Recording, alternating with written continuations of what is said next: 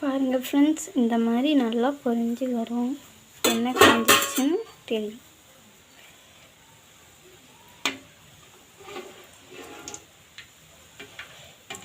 இங்கே பாருங்கள் இந்த மாதிரி இருக்கும். கரண்டியை துடைக்காமே என்னோட போட்டு அதான் டிசைன்.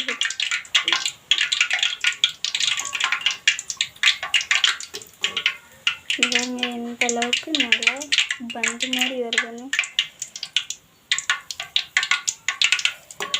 நல்லா வேட்டு. இது கூடயே ஒரு 5-6 போட்டுருவோம். நான் வந்துட்டு கையவே யூஸ் பண்ணி நாங்கள் போடுறோம் என்றைக்குமே. பாருங்க எப்படி போடுறேன்ட்டு.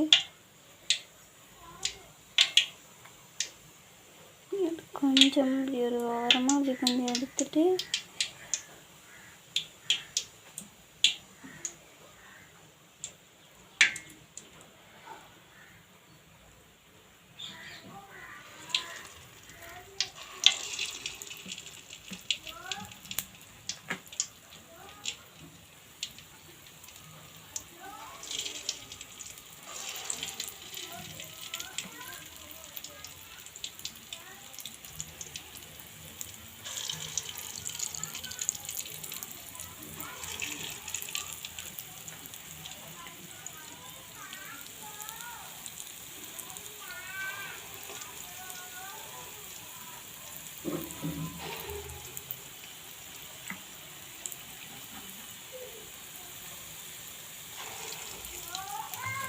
இப்படியாக வச்சுக்கோங்க ஃப்ரெண்ட்ஸ்.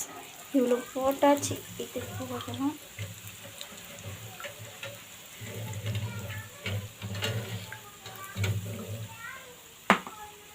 வேகட்டும்.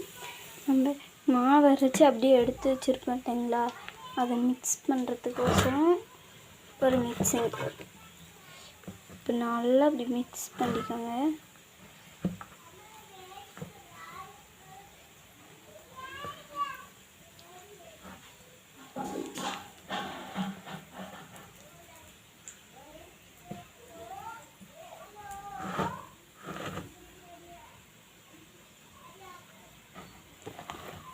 மாவு எந்த அளவுக்கு நைஸாக அரைச்சிருக்கோன்னு பார்த்துக்கோங்க.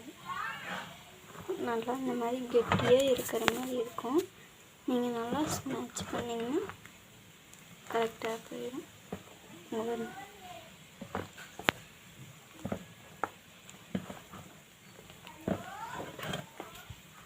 இந்த மாதிரி லெவலுக்கு வந்துடும்.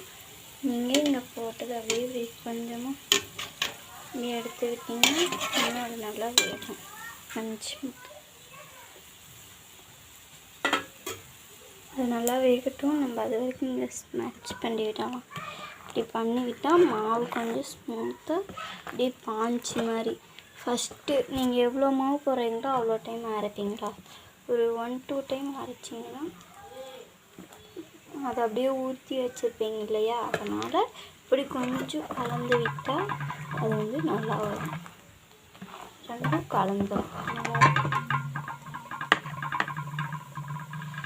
இப்போ இந்த மாவு எந்த அளவுக்கு நல்லா இருக்குன்ட்டு இப்படி எடுத்தால் இப்படி போகிற அளவுக்கு இப்படி கெட்டியாக இருக்கணும்.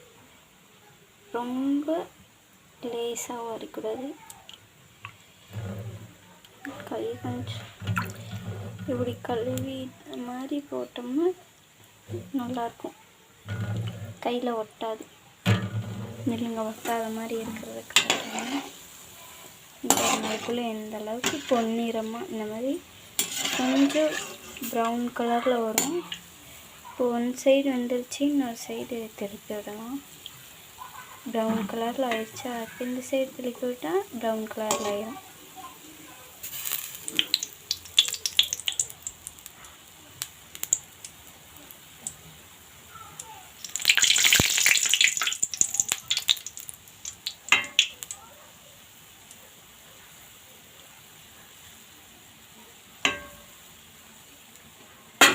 திருப்பி விட்டாச்சு. அந்த சைடு கொஞ்சம் ப்ரௌன் கலரில் மாறும்.